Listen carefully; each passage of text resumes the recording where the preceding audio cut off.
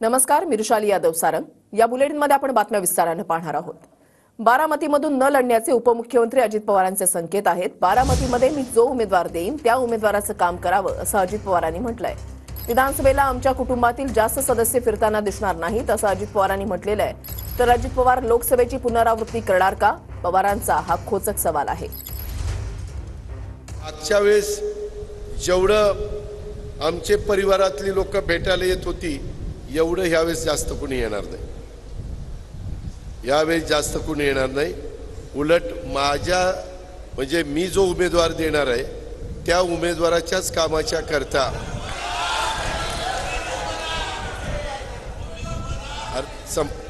सुरेश त्याच पद्धतीनं त्यांचंच काम आमच्यातले बरेच जण त्या बाबतीमध्ये करणार आहेत। ते तुम्हालाच सगळ्यांना पाहायला मिळेल। वडिलांचं जेवढं लेकीवर प्रेम असतं तेवढं प्रेम कुणीच लेकीवर करू शकत नाही। आणि असं असताना तुम्ही त्याच्यामध्ये कुठंतरी घरामध्ये फूट पाडण्याचा प्रयत्न करताय, हे बरोबर नाही। समाजाला हे आवडत नाही। त्या संदर्भामध्ये आम्ही पण अनुभव त्या ठिकाणी घेतलेला आहे। मी त्याच्यातनं मी माझी चूक मान्य केली। त्यांनी असंही स्टेटमेंट केलं होतं की आम्ही जी चूक केली लोकसभेला, घरातून बाहेर पडलो आणि माझ्याच कुटुंबाच्या विरोधात मी लढलो, ही गोष्ट चुकीची होती आणि ती कुणी त्याची पुनरावृत्ती करू नये। त्यांनी पुनरावृत्ती करू नये असं त्यांचं मत आहे। ते अजून पुनरावृत्ती करणार आहेत काय? त्यांची तिथे गेल्या मग कोंडी झाली असं वाटतं का? मला माहित नाही। महाविकास आघाडीनं जागावाटप लवकर पूर्ण करावं असं म्हटलंय शरद पवारांनी। जागावाटप लवकर पूर्ण करून प्रश्न संपवा असं आवाहन पवारांनी केलंय। तर मुख्यमंत्री पदावरून शरद पवारांनी मविया नेत्यांचे कान टोचलेले आहेत।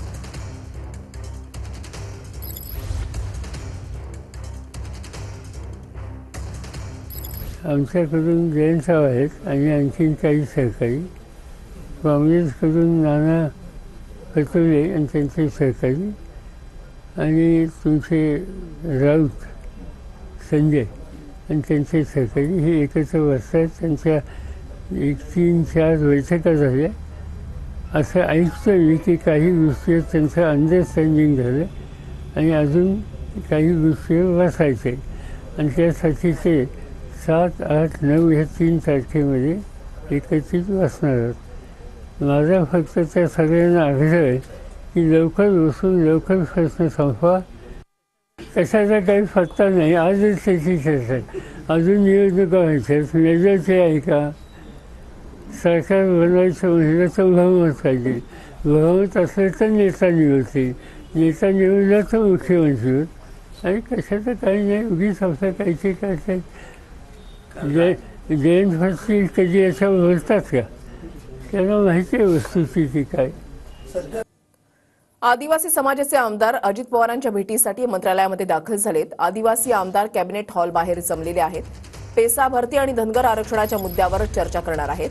पेसा भरतीच्या मुद्द्यावरून तोडगा निघाला नाही तर आंदोलनाचा इशारा देण्यात आलाय। उद्यापासून राज्यभर आंदोलन करण्याचा आदिवासी समाजाचा इशारा आहे।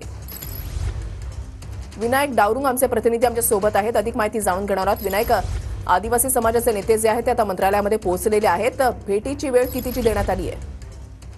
ऋषाली, आपण जर पाहिलं तर गेल्या काही दिवसापासून आदिवासी आमदार जे आहेत ते सगळे आदिवासींचा आरक्षणाचा मुद्दा असेल यावरती आंदोलन करताना पाहायला मिळतं। आज पुन्हा एकदा ते अजितदादांच्या भेटीसाठी आले होते, परंतु अजितदादांची भेट न झाल्यामुळे कॅबिनेट सभागृह जे आहे त्या सभागृहाच्या बाहेर आता येऊन हे आदिवासी आमदार जे आहेत ते थांबलेले आहेत। उपाध्यक्ष नरहरी झिरवळ यांच्या नेतृत्वात हे सगळे आमदार या ठिकाणी थांबलेले आहेत। पेशा भरती असेल त्याचप्रमाणे आदिवासी मध्ये आरक्षण जे आहे ते धनगरांना देऊ नका या मागणीसाठी गेल्या अनेक दिवसापासून हे सगळे आमदार जे आहेत ते आपल्याला आंदोलन करताना पाहायला मिळतात। राज्यभर आता आंदोलन जे आहे ते पुकारलं जाणार आहे।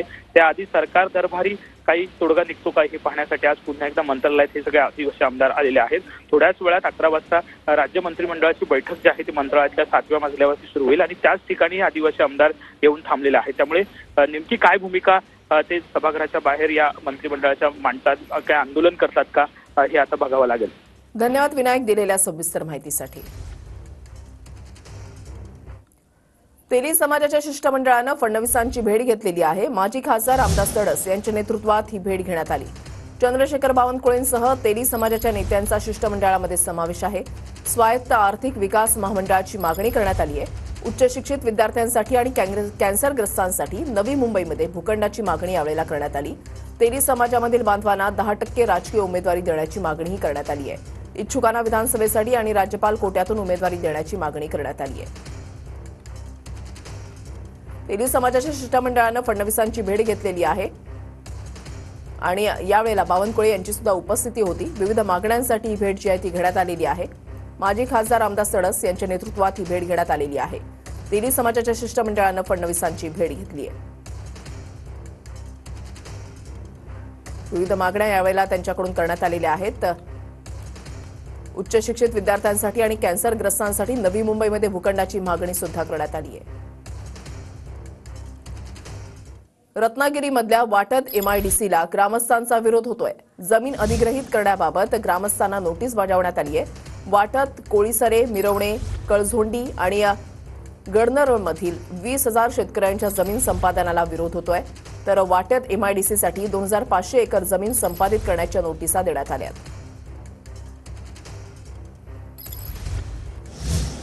मोठी बातमी, प्रवीण माने सुप्रिया सुळेंची भेट घेण्याची शक्यता आहे. महत्त्वाची आणि मोठी बातमी आपण पाहताय.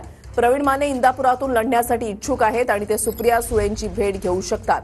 हर्षवर्धन पाटलांच्या पक्षप्रवेशावर पक्षातील कार्यकर्ते हे नाराज असल्याचं कळतंय आणि त्यामुळेच प्रवीण माने सुप्रिया सुळेंची भेट घेण्याची शक्यता आहे. योगेश बोरसे आमचे प्रतिनिधी आमच्या सोबत आहेत. अधिक माहिती जाणून घेणार आहोत. योगेश, हालचालींना वेग आलाय.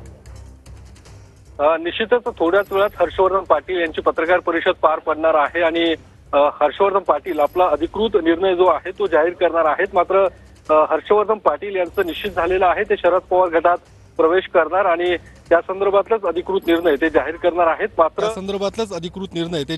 आहेत. मात्र हर्षवर्धन पाटील यांच्या प्रवेशापूर्वीच शरद पवार गटातील काही कार्यकर्त्यांचा, पदाधिकाऱ्यांचा विरोध होताना आपल्याला पाहायला मिळत होता. ज्यामध्ये काही प्रमुख पदाधिकाऱ्यांनी काही दिवसांपूर्वीच मोदी बागेत शरद पवारांची भेट घेतली होती. त्यामध्ये प्रवीण माने, आप्पा जगदाळे यांचा सुद्धा समावेश होता आणि आज सुद्धा शरद पवार गटातील काही प्रमुख पदाधिकाऱ्यांची नाराजी ही बोलून दाखवली जात आहे. मात्र यामध्ये जे काही प्रमुख पदाधिकारी आहेत ते कदाचित शरद पवार आणि सुप्रिया सुळे यांची भेट घेण्याची शक्यता आहे आणि या संदर्भात उघडपणे ती नाराजी बोलून दाखवत आहेत. ज्या पद्धतीने गेल्या काही दिवसांपूर्वीच प्रवीण माने यांनी शरद पवार गटात प्रवेश केला आणि ते स्वतः या इंदापूर विधानसभा मतदारसंघात इच्छुक होते.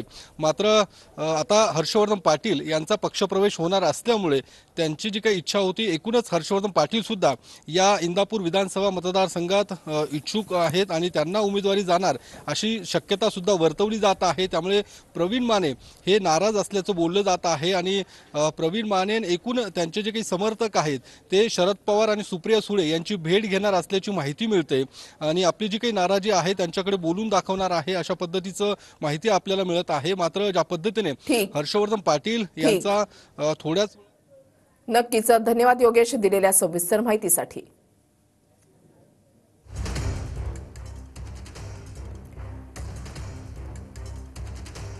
प्रवीण माने सुप्रिया सुळेंची भेट घेण्याची शक्यता आहे. तर प्रवीण माने इंदापूरमधून लढण्यासाठी इच्छुक आहेत. हर्षवर्धन पाटलांच्या पक्षप्रवेशावर पक्षातील कार्यकर्ते नाराज असल्याची माहिती मिळते. पुढची बातमी पुण्यामधून आहे. पुण्यामधल्या बोबदेव घाटामध्ये गँगरेपची घटना घडलेली आहे. मित्रासोबत फिरायला गेलेल्या मुलीवर 3 जणांकडून बलात्काराची घटना घडली आहे. मुलीवर रुग्णालयामध्ये उपचार सुरू आहेत आणि पोलिसांकडून गुन्हा दाखल करण्यात आलेला आहे. FIR मध्ये जे माहिती आलेली आहे त्यामध्ये 3 मुले होते. त्यांनी हे अतिप्रसंग केलेले आहे. यांच्यामध्ये फॉरेन्सिक, डॉग स्क्वॉड आणि इतर जे सर्व रिक्वायर्ड टीम आहे त्यांनाही जे आहे ते पाचारण करण्यात आलेलं आहे आणि यांच्यामध्ये आपली वेगळे टीम जे आहे लोकांचे विचारपूस करण्याचे काम चालू केलेले आहे.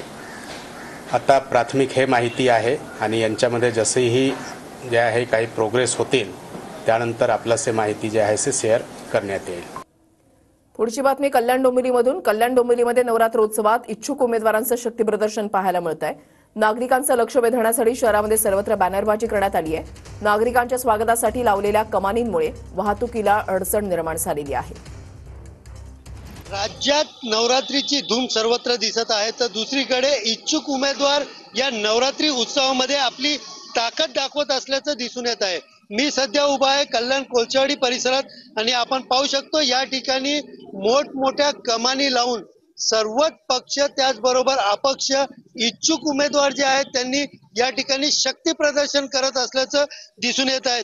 एकंदरीत पाहायला गेलं तर विधानसभा निवडणुका लक्षात घेत इच्छुक उमेदवारांनी शहरभरामध्ये नवरात्री उत्सव मोठ्या प्रमाणात साजरा करत लाइटिंग, विद्युत रोषणाई तसेच चौकात अशी कमाने उभी करून या ठिकाणी शक्ती प्रदर्शन करत असल्याचं दिसून येत आहे. कॅमेरा पर्सन अतिशसह सुनील जाधव, TV9 मराठी, कल्याण.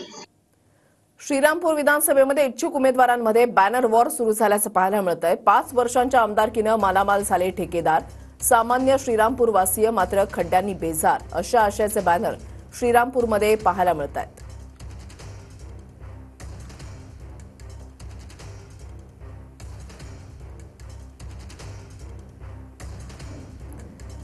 श्रीरामपूर विधानसभेमध्ये इच्छुक उमेदवारांचे आता बॅनर वॉर जे आहे ते सुरू झालेले आहेत. ठिकठिकाणी अशा पद्धतीने बॅनर जे आहे ते लावण्यात आलेले आहेत. नवरात्रोत्सवाच्या निमित्तानं बॅनर वॉर सुरू झाल्याचं पाहायला मिळत आहे.